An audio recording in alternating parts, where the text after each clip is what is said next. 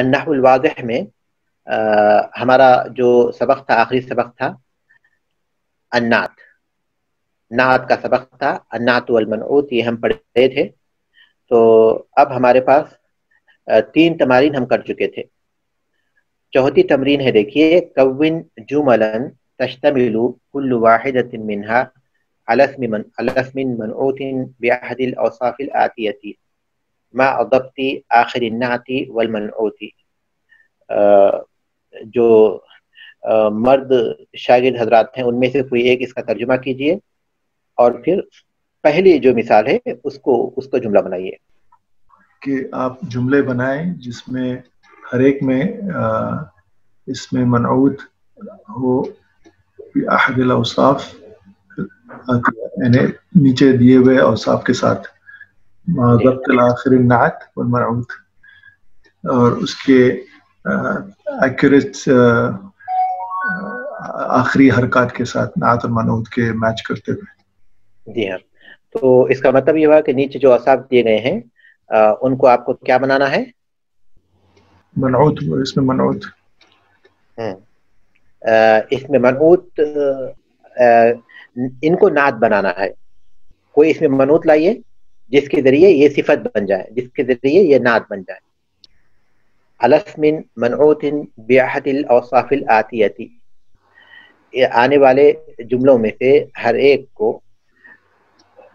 کا جملہ بنائیے ایک اس میں منعوت کے ساتھ، حسب ذیل اوصاف کے ساتھ، یعنی کوئی اس میں منعوت جو حسب ذیل اوصاف کے ساتھ ہو. اس کا مطلب یہ کہ آپ جو اوصاف ہیں ظاہر ہے کہ وہ صفت بنیں گے، وہ نعت بنیں گے. مثال کے طور پر ھذا کتاب مفید، اس میں منعوت کون سا ہے، نعت کون سا ہے بتائیے؟ ھذا کتاب مفید، اس میں منعوت کون سا ہے؟ کتاب.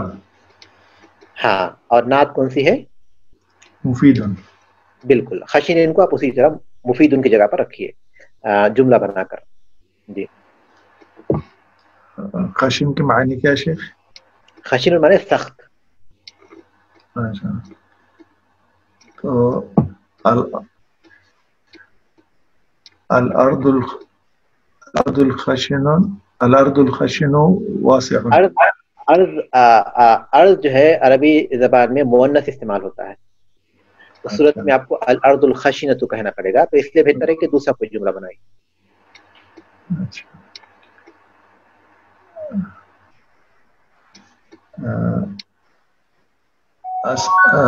السرير الخشن واسع. السرور الخشن مؤذی، سخت بستر یہ تکلیف دہ ہے. جی ٹھیک ہے، ماشاء اللہ. اب اس کے بعد دیکھیے میں الفاظ کے معنی بتا دیتا ہوں. عذب میٹھا، ناضجۃ تر و تازہ، زابلۃ مرجھایا ہوا، ناضجۃ تر و تازہ، زابلۃ مرجھایا ہوا، لامعۃ چمکدار، مفترس شکار کرنے والا، الرائق اچھا، الحلو میٹھا، النظیف صاف پاکیزہ، المحلوج دھنا ہوا، روئی دھنی ہوئی. روئی کو جب اس کی بیج نکال دیتے ہیں، روئی میں سے جب بیج نکال دیتے ہیں تو کہتے ہیں کہ روئی دھنی ہوئی ہے. المحلوج مانے دھنی ہوئی. القطن المحلوج، القطن المحلوج دھنی ہوئی روئی. المحلوج مانے دھنی ہوئی، اس میں سے بیج نکال دیے گئے. ٹھیک ہے. اس کے بعد کون خمس جمل فعلیۃ یکون الفاعل فی کل منها منعوتا. جی ہاں، طالبات میں سے ترجمہ کیجئے پھر ایک جملہ بولیے. جی اسما. کون خمس جمل فعلیۃ یکون الفاعل فی کل منها منعوتا. 5 جملہ فعلیہ بنائیں جس میں ہر فاعل، اس میں سے ہر جملے میں جو ہر فاعل ہے وہ منعوت ہو. ٹھیک ہے. تو اس کی مثال ہے نجح الطالب المجتہد. ماشاء اللہ. اس کے بعد کوئی اور پڑھیے شاگرد طالبات ہی میں سے، اس کے بعد والا جملہ پڑھیے، ایک مثال دیجیے. آپ کو 5 بنانا ہے لیکن ہم اتنا وقت ہمارے پاس نہیں ہے، اس لیے صرف ایک جملہ بناتے ہوئے آگے بڑھتے جائیے. جی دیکھیے جملہ بہت ہی آسان ہے، بس آپ کو ذرا سوچنے کی ضرورت ہے. کون خمس جمل فعلیۃ یکون المفعول به فی کل منها منعوتا. 5 جملے بنائیے، 5 جملے فعلیہ بنائیے جس میں مفعول به وہ اس میں منعوت ہو. آپ فعل اور فاعل ڈالیں گے تو مفعول به خود بخود وہ منعوت ہو جائے گا. جیسے رأیت القطار السریع، رأیت القطار السریع. شیخ کتبت الرسالہ طویلہ، کتبت رسالة طویلة، کتبت رسالہ طویلہ. جی کتبت رسالة طویلة. اس میں منعوت، اس میں مفعول به، مفعول به.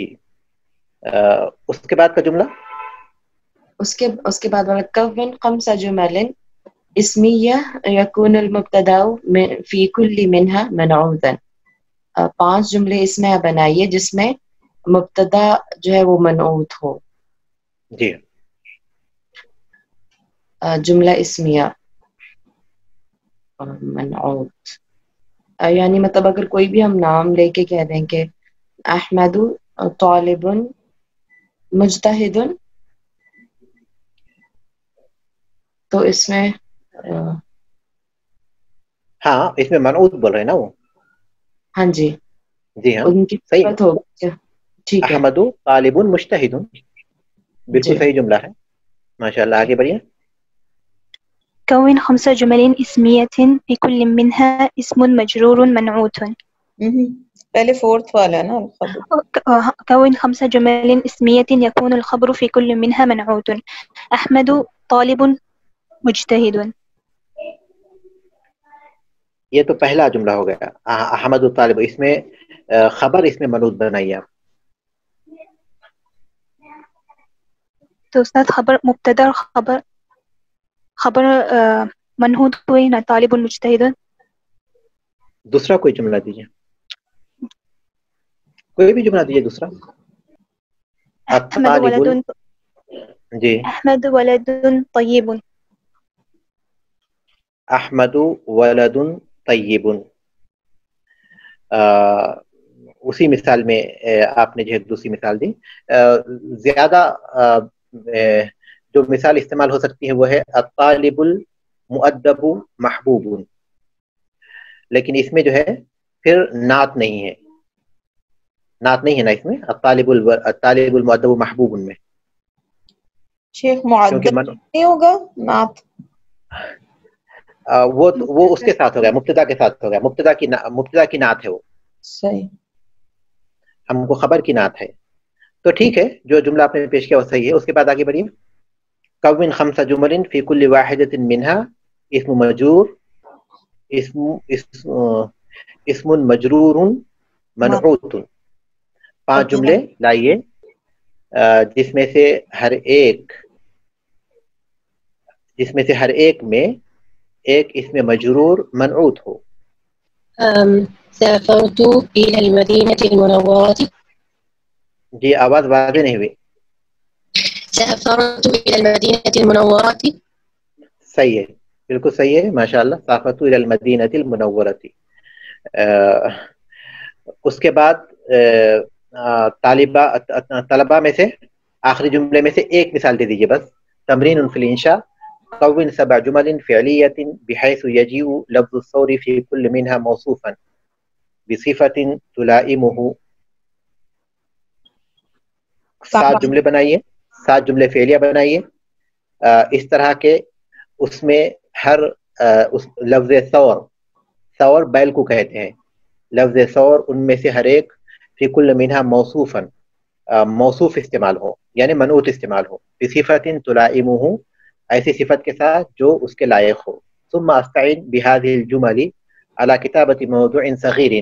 پھر ان جملوں کے ذریعے مدد لیجئے ایک موضوع لکھنے پر، موضوع صغیر فی وصف الثور. پھر ان جملوں کے ذریعے بیل کے وصف میں ایک مختصر موضوع، پھر ان جملوں کی مدد سے گویا بیل کے وصف پر ایک مختصر موضوع لکھ دیجئے.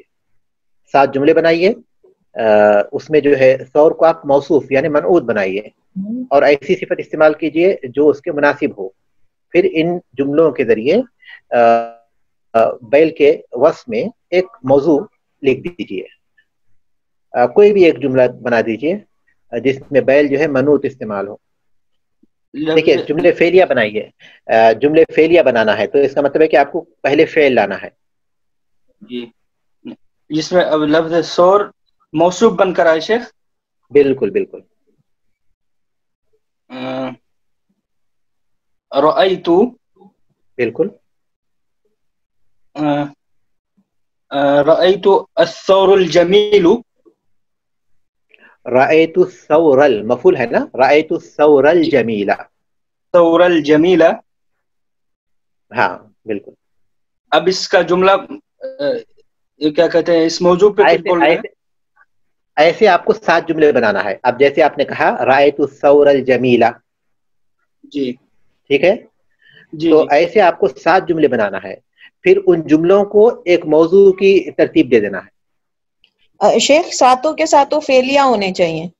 ہاں ساتوں کے ساتھ فعلیہ ہونا. جی ہاں جی اچھا جی ٹھیک ہے. تمرین فی الاعراب ہے. دیکھیے نموذج ربح التاجر الامیر.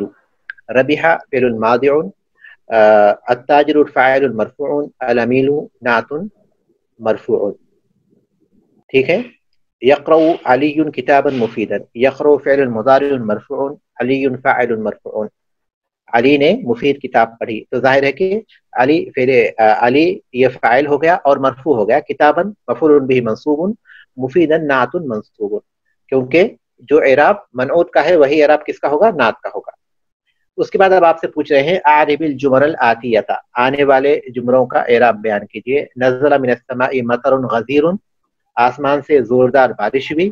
یلبس علی حذاء واسعا، علی وسیع جوتا پہنتا ہے. یکسر النخیل فی البساتین المثمرۃ، پھلدار باغوں میں، یکسر النحل نحل، پھلدار باغوں میں شہد کی مکھیاں بہت ہوتی ہیں. پھلدار باغوں میں شہد کی مکھیاں بہت ہوتی ہیں. ٹھیک ہے. اب آپ کے پاس کوئی سوال ہے تو کچھ دیر کے لیے لیں گے ورنہ ہم سبق ختم کر دیتے ہیں. سوال نہیں ہے کیونکہ سبق تو بہت آسان تھا. ٹھیک ہے. سبحانک اللہم و بحمدک، اشہد ان لا الہ الا انت، استغفرک و اتوب الیک.